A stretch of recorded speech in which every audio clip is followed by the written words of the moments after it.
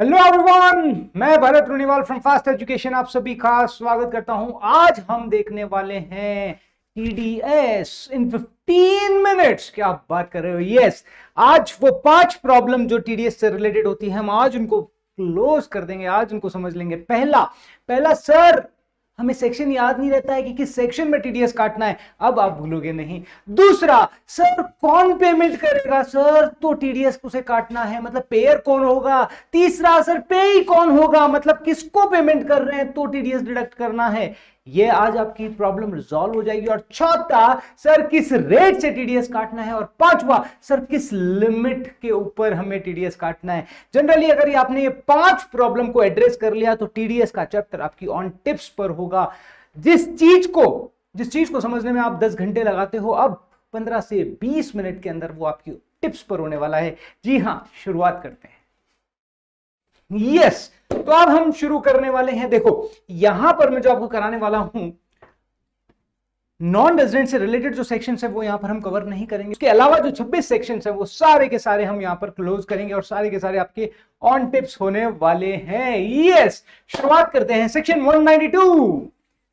192 sir, अगर job करोगे ना तो भैया पैसा मिलेगा, दैट इज सैलरी मिलेगी। तो जब आपको सैलरी का पेमेंट किया जाता है तो वहां जो टीडीएस डिडक्ट किया जाता है वो 192 में डिडक्ट किया जाता है। वो सैलरी के साथ तुम्हारा कुछ पैसा पीएफ में भी तो जाता है। हाँ सर, जाता है। तो जब उस पीएफ से तुम पैसा विड्रॉल करोगे तो जो टीडीएस डिडक्ट होगा वो 192A में डिडक्ट होगा। राइट, तो पहला सैलरी 192, उससे जो पीएफ आपको मिलता है, जब आपको पीएफ मिलता है उस पीएफ से अगर आप कैसे अपना पैसा विड्रॉल करोगे तो उस पे जो टीडीएस लगेगा वो 192 में ए में आ जाएगा। और इंटरेस्ट ऑन सिक्योरिटीज, अगर आपने सिक्योरिटीज में इन्वेस्टमेंट किया है और वहां से अगर आपको इंटरेस्ट मिल रहा तो उस पे टीडीएस डिडक्ट होगा अंडर सेक्शन 193।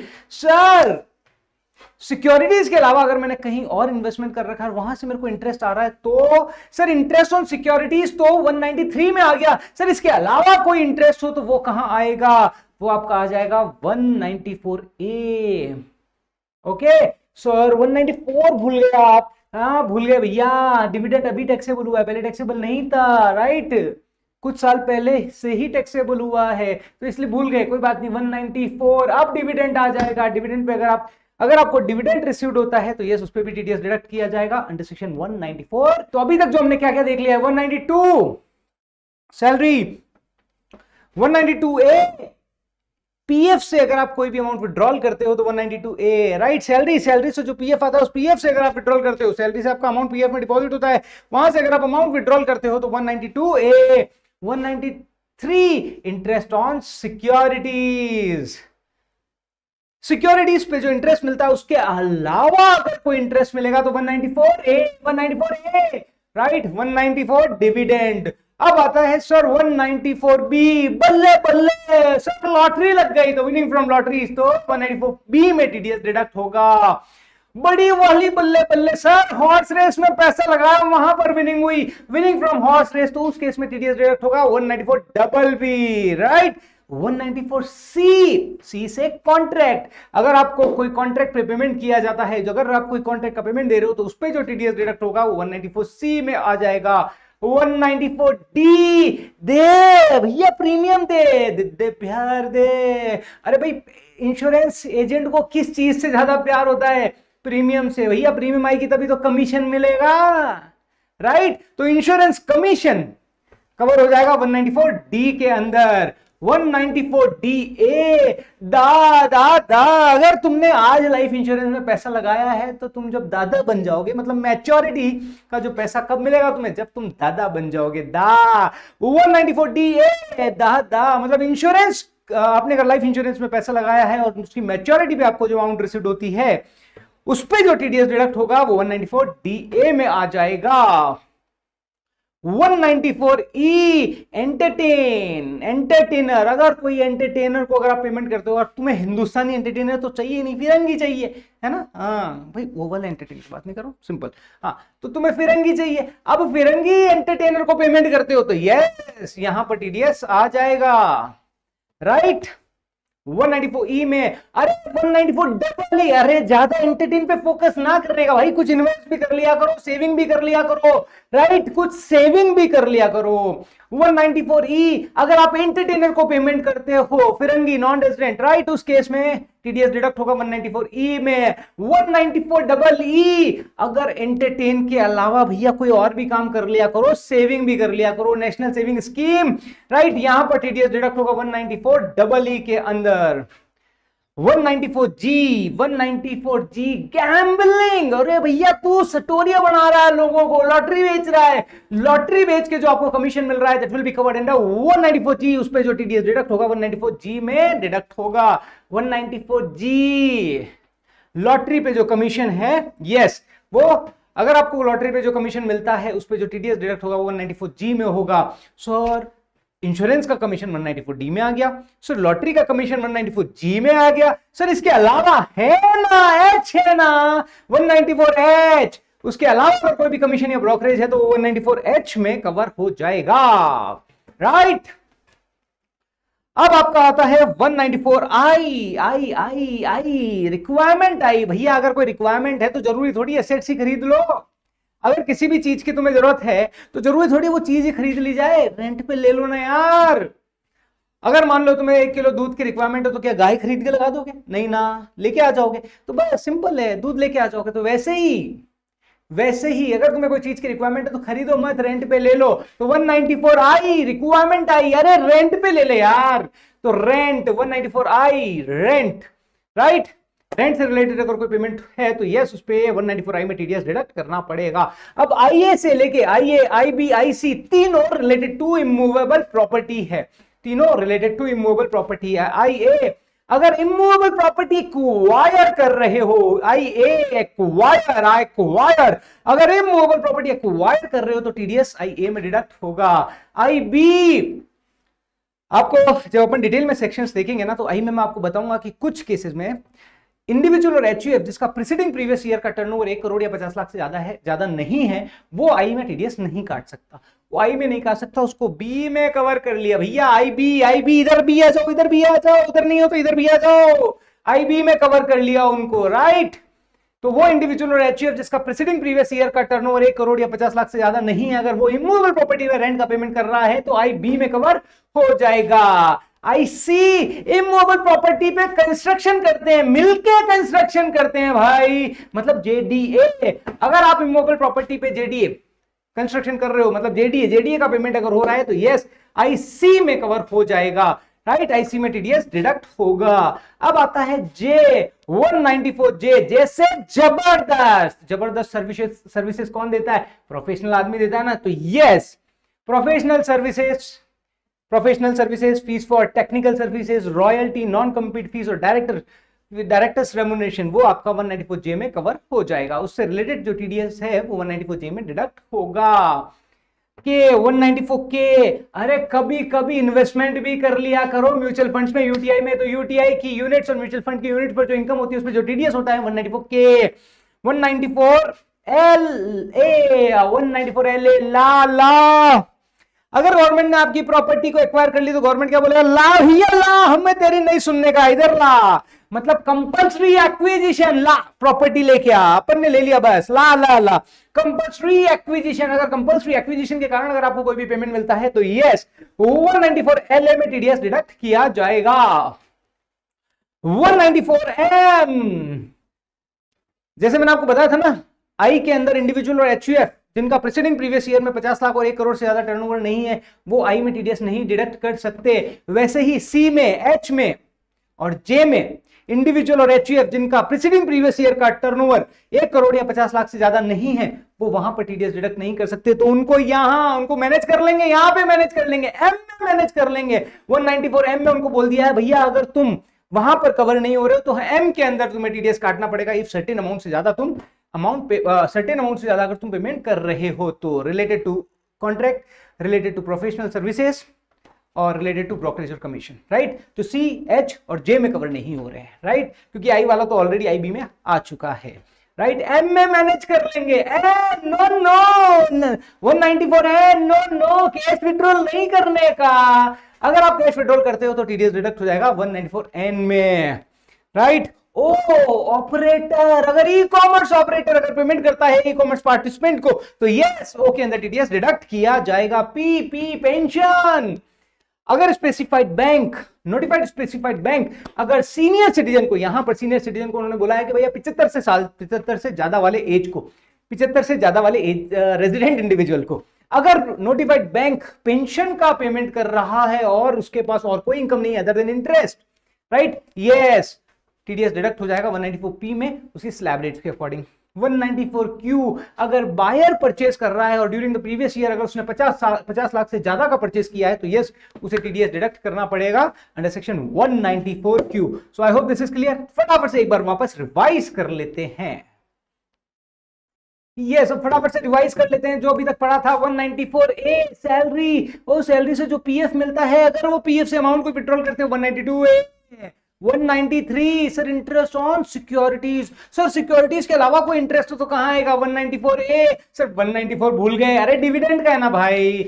194B बल्ले बल्ले winning from lotteries, 194B double बल्ले विनिंग फ्रॉम हॉर्स रेसेस, वही बड़ी वाली अमाउंट आएगी वहां से, right. 194 double B winning from lotteries, 194 double B winning from horse races. 194C contract, 194D दे प्रीमियम दे दे, प्रीमियम मतलब भैया इंश्योरेंस एजेंट को एक ही चीज से प्यार है, प्रीमियम से, क्योंकि प्रीमियम के बेसिस पे उसे कमीशन मिलने वाला है। 194D insurance commission. 194DA अगर आपने लाइफ इंश्योरेंस में पैसा लगाया तो जब आप दादा बन जाओगे मतलब मैच्योरिटी पर, लाइफ इंश्योरेंस की मैच्योरिटी पे जो पैसा मिलता है दैट विल बी, उस पर जो टीडीएस डिडक्ट होगा 194DA में आ जाएगा। 194E एंटरटेनर, अरे यार फिरंगी चाहिए, नॉन रेजिडेंट, राइट, तो उधर नॉन रेजिडेंट एंटरटेनर को अगर पेमेंट होता है तो ये जो टीडीएस डिडक्ट होगा 194E में होगा। डबल ई भैया एंटरटेनमेंट के अलावा आगे बढ़ो, थोड़ा सेविंग भी कर लिया करो, नेशनल सेविंग स्कीम, राइट, वहां जो टीडीएस होगा वो 194E में आ जाएगा। 194G gambling, lottery winning, lottery के टिकट सेल करने से आपको जो कमीशन मिला है, लॉटरी के टिकट सेल करने से जो कमीशन मिला है वो जी में आ जाएगा। सर 194D में इंश्योरेंस कमीशन आ गया था, 194G में लॉटरी बेचने पे वाला कमीशन आ गया, सर इसके अलावा कमीशन हुआ तो है ना, एच है ना, एच 194H वहां पर टीडीएस डिडक्ट हो जाएगा, उसके अलावा कोई भी कमीशन और ब्रोकरेज है तो 194H में आ जाएगा। 194I रिक्वायरमेंट आई भैया खरीदे मत, किराए पे ले ले, राइट। 194I रेंट का अगर आप पेमेंट करते हो जो टीडीएस डिडक्ट होगा 194I में आ जाएगा। IA IB IC मैंने आपको बोला था ये तीनों सेक्शन, IA IB IC तीनों section related to immovable property. आइए बोलता है इमूवेबल प्रॉपर्टी का एक्विजिशन अगर आप करते हो तो जो पेमेंट कर रहे हो उस पर आपको टीडीएस डिडक्ट करना होगा। IB जो इंडिविजुअल और HUFI में कवर नहीं है वो यहां पर कवर हो जाएंगे। अगर वो कोई पेमेंट करते हैं रेंट का इमूवेबल प्रॉपर्टी पर तो यस टीडीएस डिडक्ट करना होगा IB में। IC इमूवेबल प्रॉपर्टी पे कंस्ट्रक्शन करते हैं मिलकर, मतलब जेडीए से रिलेटेड अगर कोई पेमेंट होता है in cash money not in kind तो वो 194IC में कवर हो जाएगा, राइट। 194J जैसे जबरदस्त, कौन देता है जबरदस्त सर्विसेज? प्रोफेशनल आदमी, तो professional services fees for technical services, royalty, non compete fees और डायरेक्टर्स रेम्यूनरेशन जे में कवर हो जाएगा। यहां पर जे में टीडीएस काटना पड़ेगा। कभी कभी म्यूचुअल फंड यूटीआई की यूनिट्स में भी इन्वेस्ट कर लिया करो, कभी कभी इन्वेस्टमेंट कर लिया करो। के में अगर उससे कोई भी इनकम होती है तो के में टीडीएस डिडक्ट करना होगा। एल ला गवर्नमेंट क्या बोल रही है? लेके भैया कंपल्सरी एक्विजिशन प्रॉपर्टी चाहिए, ला तो उस केस में आपको कंपल्सरी एक्विजिशन पे जो भी पैसा मिलता है उस पर टीडीएस डिडक्ट करना होगा। 194L 194M मैंने आपको बताया था, सी के अंदर, एच के अंदर, जे के अंदर जो इंडिविजुअल और एचएफ कवर नहीं होते उनको यहां कवर कर लिया। बोले सी एच जे के नेचर का कोई पेमेंट है, contract, professional services, brokerage, commission, अगर कोई भी पेमेंट करते हो, अगर तुम वहां टीडीएस नहीं काट रहे हो सी एच जे में तो यहां तुम्हें टीडीएस काटना पड़ेगा, राइट। एम में उनको कवर कर लिया, एम मैनेज कर लेंगे उनको, ठीक है। नो भैया कैश पेमेंट नहीं करने का, इनमें कैश विड्रॉल, अगर आपने कैश विड्रॉल नहीं करने का, not cash payment, cash withdrawal नहीं करने का। अगर आप कैश विड्रॉल करते हो तो यस टीडीएस का हिट आ जाएगा। Oh e commerce operator, e commerce participant को अगर पेमेंट करता है तो यस ओ में आ जाएगा। पी पेंशन, स्पेसिफाइड बैंक अगर पेंशन दे रहा है उस रेजिडेंट इंडिविजुअल को जिसकी एज 75 से ज्यादा है, राइट। तो यहां टीडीएस डिडक्ट करना पड़ेगा as per the slab rates. क्यों? अगर बायर ने 50 लाख से ज्यादा का मटेरियल परचेज किया है तो क्यों में उसको टीडीएस डिडक्ट करना पड़ेगा। चलो अब आपका क्वेश्चन आता है, सर ये तो समझ आ गया, राइट, लेकिन सर बड़ी प्रॉब्लम, सर ये अब मुझे याद आ गया, यस, कि किसको कहां पे टीडीएस काटना है, नहीं काटना है।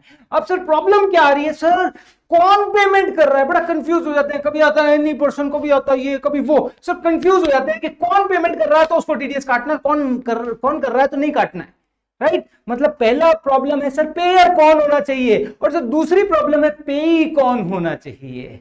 तो आपकी दोनों प्रॉब्लम सॉल्व कर देते हैं यार, काहे को टेंशन लेने का। देखो पेयर सिंपल है यार, अपने को बिल्कुल रिलैक्स रहना। पेयर मतलब जो टीडीएस काटेगा,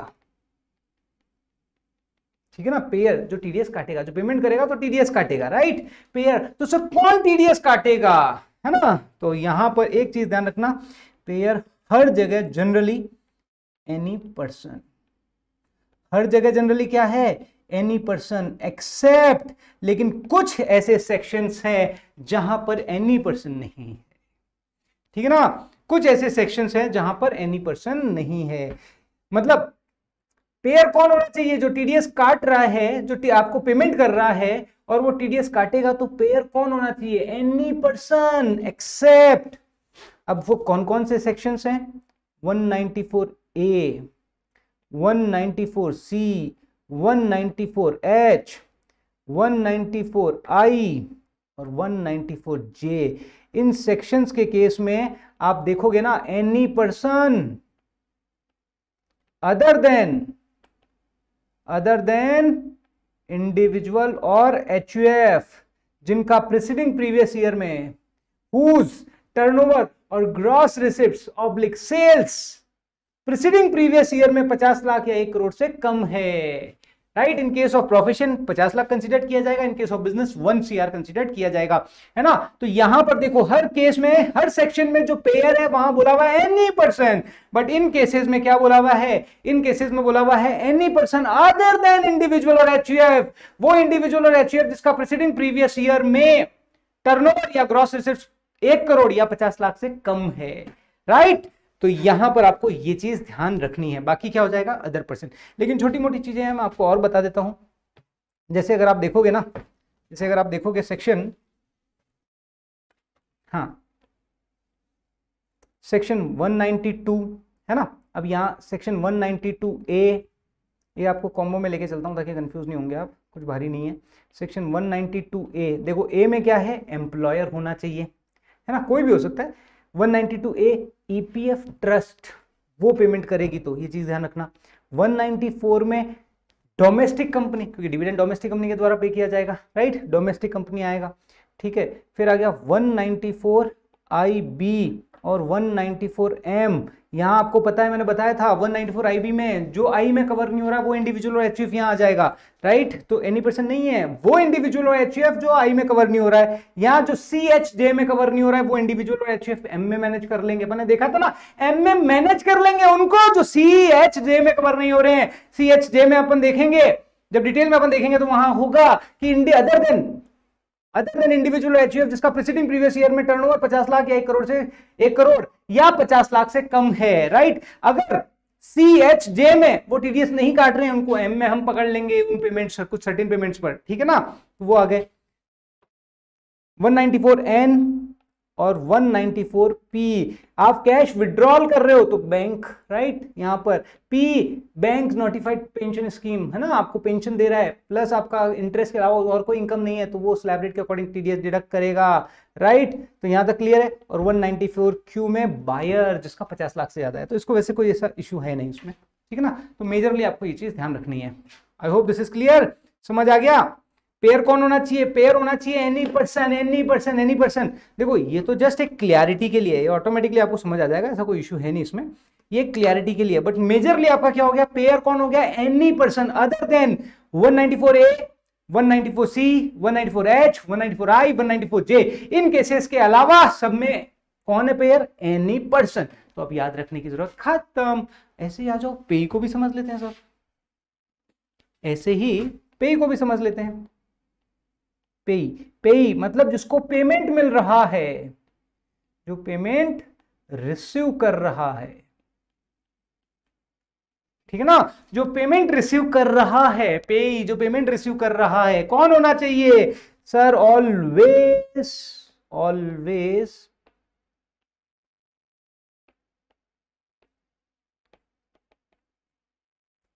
ऑलवेज रेजिडेंट। ओ, हर जगह रेजिडेंट है क्या सर? हर सेक्शन में रेजिडेंट है, कुछ सेक्शन को छोड़ते हुए। सर कौन से सेक्शंस हैं? कुछ सेक्शन को छोड़ते हुए, वहां पर कौन आएगा वो भी हम देख लेंगे। Section 192, 192A, section 194B, section 194BB, right, section 194E, section 194EE, section 194G और सेक्शन 194N। इन केसेस में एनी पर्सन होगा, उसके अलावा, उनके अलावा जो भी सेक्शन है वहां रेजिडेंट होगा। पे शुड बी रेजिडेंट, पे शुड बी रेजिडेंट। तो अब यहां भी टेंशन नहीं है। देखो 192 सैलरी वाला है, राइट, 192A ईपीएफ वाला है, 194B बल्ले बल्ले लॉटरी वाला है, डबल बी भारी वाली बल्ले बल्ले, है ना, हॉर्स रेसेस वाला है, E entertainer non resident, right, और double E national saving scheme, यहां पे भी कोई भी हो सकता है, correct. G commission on lottery, है ना, लॉटरी टिकट सेल कर रहे हो उस पर कमीशन, और एन नो विड्रॉल नहीं करना, कैश, राइट। तो इन केसेस के अलावा हर सेक्शन में रेजिडेंट होगा, हर सेक्शन में रेजिडेंट होगा। अच्छा 194P में रेजिडेंट इंडिविजुअल कोई प्रॉब्लम नहीं है, ठीक है ना, ठीक है ना। तो ये भी प्रॉब्लम रिजॉल्व हो गई। तो अभी आपकी प्रॉब्लम यहां पर क्या क्या प्रॉब्लम रिजॉल्व हुई है? पहला, सर सेक्शन याद नहीं होते थे, कहां पर किस पेमेंट पर टीडीएस डिडक्ट करना है, अब आप सेक्शन नहीं भूलोगे। दूसरा, पेयर कौन होना चाहिए। तीसरा, पेई कौन होना चाहिए। 3 प्रॉब्लम आपकी रिजॉल्व हो गई है। अब चौथी और पांचवी प्रॉब्लम अपन रिजॉल्व करेंगे, और अगर ये 5 प्रॉब्लम अगर आपकी रिजॉल्व हो जाती है तो मैं वादा करता हूं कि आपके टीडीएस ऑन टिप्स हो जाएगा। अच्छा एक चीज, इससे रिलेटेड नोट्स आपको फास्ट ऐप पर मिल जाएंगे। फास्ट एजुकेशन की ऐप डाउनलोड करो, वहां पर पूरा एक समराइज्ड नोट्स बनाया हुआ है ताकि पूरी चीजें आपके सेट हो जाए, राइट। 2 वर्जन है, एक तो है समराइज्ड और एक है डिटेल वर्जन, ठीक है ना। तो हम पहले समराइज्ड अपलोड करेंगे, फिर आपको डिटेल वर्जन मिलेगा, ठीक है ना। अगर आप समराइज्ड नहीं समराइज्ड पे जाना पड़ेगा, वहां पे आपको ऑप्ट करना पड़ेगा और फिर डिटेल के लिए टिक देना पड़ेगा, राइट। वो हम बता देंगे आपको लेटर ऑन। चलो अब आते हैं रेट्स। सर रेट्स का बड़ा भारी कंफ्यूजन रहता है। सर रेट्स तो याद होती ही नहीं है सर, किस पे क्या टीडीएस डिडक्ट करना है। मुझे बताओ टीडीएस के अंदर रेट्स कितनी है, कितनी रेट्स है। सर ज्यादा तो नहीं है 1% है, कभी कोई 5% है, कभी 10% है, कभी 20% है। सर कंफ्यूज हो जाते हैं, कहां पर 5 होगा, कहां पर 10 होगा, कहां पर क्या होगा, याद ही नहीं रहता। सर याद करना भी नहीं है ना भाई, सिंपल है, एक सीक्वेंस में चलते हैं। सीक्वेंस में सबसे पहले सबसे छोटी रेट्स क्या है, याद करो 0.1%, दिस इज फॉर 194Q, ठीक है। आ जाओ उसके बाद 1%, उसके बाद 1%, 194O और 194IA। ओ में ई कॉमर्स ऑपरेटर, IA में इमूवेबल प्रॉपर्टी एक्वायर। यहाँ जो है टीडीएस की रेट्स क्या है 1%, यहाँ पे जो रेट है वो कितनी है 1%। फिर आ जाओ साहब 2% पे 194C, 194N। सी क्या है कॉन्ट्रैक्ट का, एन क्या है आपका कैश विड्रॉल का, राइट। यहाँ पे क्या रेट है 2%, राइट। ये जनरल रेट्स बता रहा हूं, कुछ केसेस हैं वहां पर थोड़ी सी अलग भी है, जैसे देखेंगे हम कॉन्ट्रैक्ट में, और इसी तरीके से हम कैश विड्रॉल के केस में भी देखेंगे, right. But these are the general rates, right. 0.1% 194Q, 1% 194O, 194IA, 2% 194C, 194N, 5% 194DA, 194G, 194H, 194IB और 194M। इन 5 केसेस में 194DA लाइफ इंश्योरेंस की मैच्योरिटी पे जो पैसा मिलता है, 194G कमीशन, ये सारे कमीशन आ गए यहाँ पे, 194H देखो, G राइट लॉटरी पे जो कमीशन है, H other commission, right lottery का लॉटरी सेल करने पे जो कमीशन होता है और इंश्योरेंस का कमीशन होता है, उसको छोड़ के जो कमीशन आता है H में आ गया। IB जो I में नहीं है वो IB में आ जाएगा, इंडिविजुअल HUF।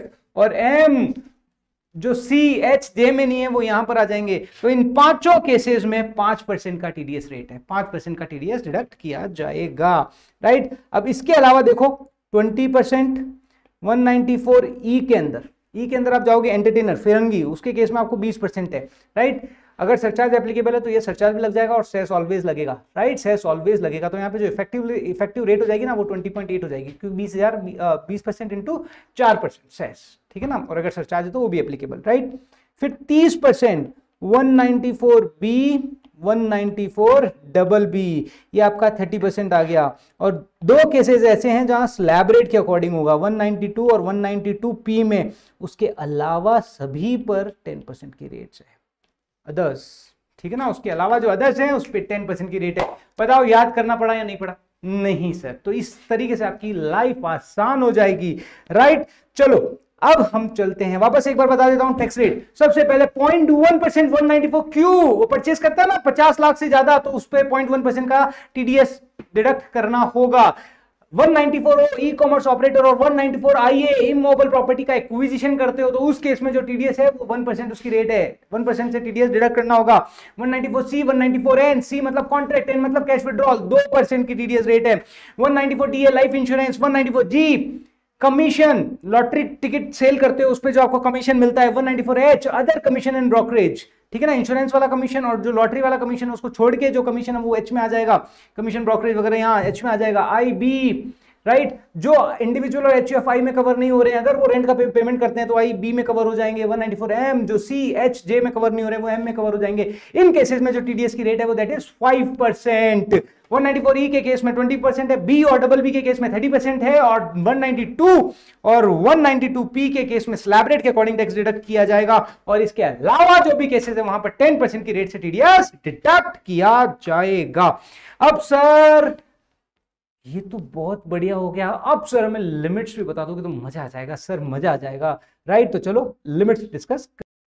यस, तो आ जाओ फटाफट से एक बार अब लिमिट्स देख लेते हैं, ठीक है।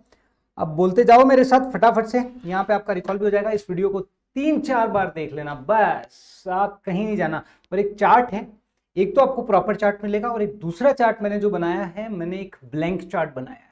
मैंने ब्लैंक चार्ट इस हिसाब से बनाया है ताकि आप अपने हाथों से उस पर लिखो। वो चार्ट डाउनलोड कर लेना, वो चार्ट डाउनलोड करने के बाद ना चीजें आपके दिमाग में क्या हो जाएगी, सेट हो जाएगी, कहीं नहीं जाएगी। मैंने उस तरीके से ही उसको डेवलप किया है कि वो चीजें आपके दिमाग में सेट हो जाएगी, कहीं नहीं जाएगी, आसान हो जाएगा। और अगर एक बार आपने इसको कर लिया ना, बस मैं वादा कर रहा हूँ कि एग्जाम में आप बोलोगे सर मजा आ गया। जिस चीज को आप दिमाग में सेट करने के लिए 10 से 12 घंटे तक देते हो, वो आपका अराउंड 25 से 30 मिनट में कंप्लीट हो गया। और 25 से 30 मिनट में लंबा चलने वाला, दिमाग में जाने वाला नहीं है मामला ये।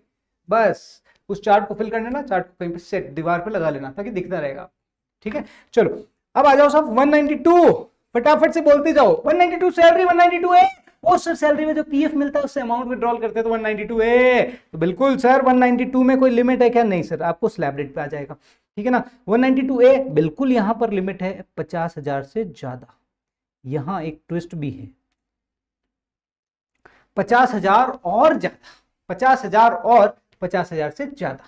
बाकी जो मैं हर जगह बात करने वाला हूं ना, वहां बोलूंगा ग्रेटर देन, जो भी बोलूंगा, मान लो greater than 5,000, greater than 10,000, greater than 15,000, तो सिर्फ सिंपल में लिखूंगा 5K, लिमिट इज 5K। मतलब बाय डिफॉल्ट समझ लेना कि टीडीएस काटना है 5,000 से ज्यादा हो।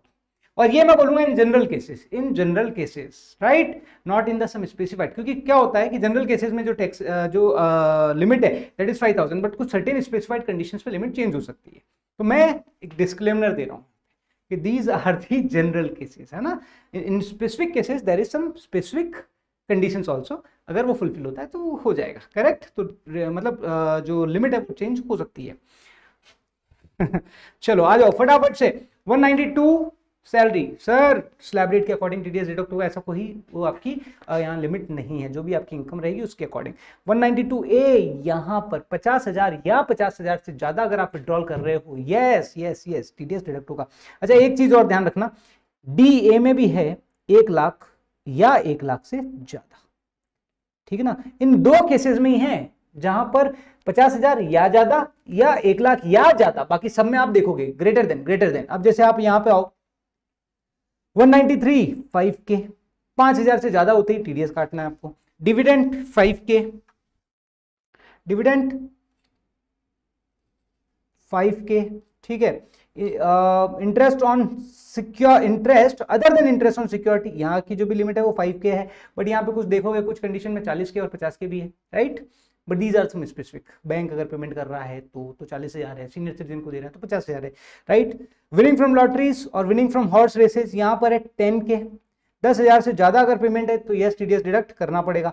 पेमेंट टू कॉन्ट्रैक्टर यहाँ है 30,000, बट लमसम पेमेंट है, और सॉरी अगर सिंगल पेमेंट है तो 30,000, अगर ईयरली पेमेंट है तो 1 लाख की लिमिट है। टोटल पेमेंट अगर 1 लाख से ज्यादा है तो यस।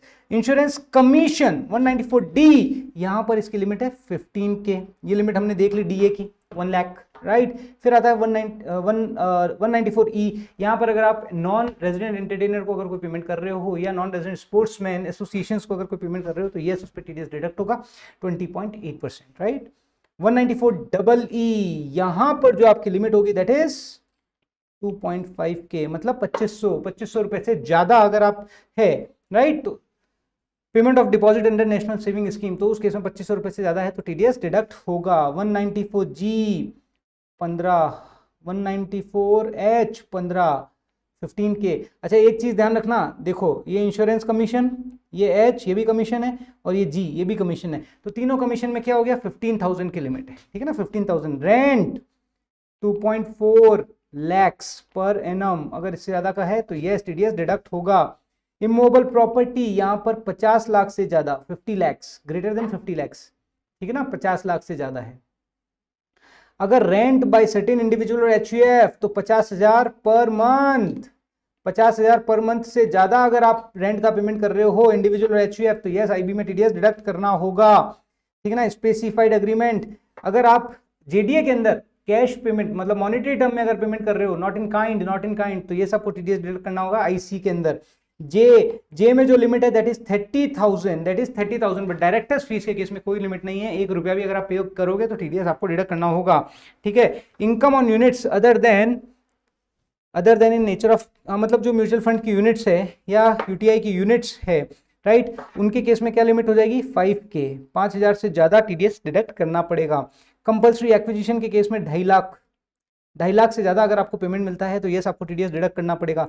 194M में अगर आपका 50 लाख से ज्यादा का पेमेंट अगर बैठ रहा है, right, related to contract commission और फीस, राइट, तो उस केस में 50 लाख की लिमिट है, उस केस में आपको टीडीएस डिडक्ट करना पड़ेगा। कैश विड्रॉल, वैसे तो 1 करोड़ के ऊपर आपको अगर विड्रॉल है तो 2% टीडीएस है, राइट, बट अगर आपने 3 सालों के रिटर्न फाइल नहीं किए जिनकी ड्यू डेट एक्सपायर हो चुकी है तो उस केस में 20 लाख से 1 करोड़ तक जो विड्रॉल होगा उस पर 2% टीडीएस और 1 करोड़ के ऊपर जो विड्रॉल होगा उस पर 5% टीडीएस डिडक्ट किया जाएगा, राइट। 194O जो भी है ग्रॉस सेल वो 1% हो जाएगा, राइट। इंडिविजुअल एचयूएफ के केस में 5 लाख की एक लिमिट आ जाती है, अदरवाइज नहीं है। 194P जो भी आपका पेंशन है और अगर उस बैंक से आपको इंटरेस्ट मिल रहा है और उसके अलावा और कोई इनकम नहीं है तो ये स्लैब रेट के अकॉर्डिंग टीडीएस डिडक्ट कर लिया जाएगा। और 194Q के अंदर क्या हो गया 50 लाख से ऊपर अगर आपका परचेज है तो यस टीडीएस डिडक्ट किया जाएगा, right. I hope this is clear. So अगर आपको ये वीडियो पसंद आया हो तो प्लीज प्लीज प्लीज कमेंट के जरिए बताइएगा, क्योंकि आपका कमेंट ही हमारी धड़कनें हैं, हमारी सांसें हैं, राइट। तो आपके कमेंट का इंतजार रहेगा। आपका भाई भरत रुनीवाल आपके लिए हमेशा तैयार रहेगा। अगर आपको और भी इसी तरीके के कोई टॉपिक्स, कोई प्रॉब्लम्स लग रही है जो आपको लगता है कि इजी होनी चाहिए तो आप मुझे बताइएगा, मैं उस पर आपके लिए ज़रूर से वीडियो बनाऊंगा ताकि मैं अपने भाइयों की हेल्प कर सकूं, अपने भाइयों और बहनों की हेल्प कर सकूं, राइट। अगर आपको ये वीडियो पसंद आया तो प्लीज़ लाइक करिएगा, सब्सक्राइब करिएगा। Thank you.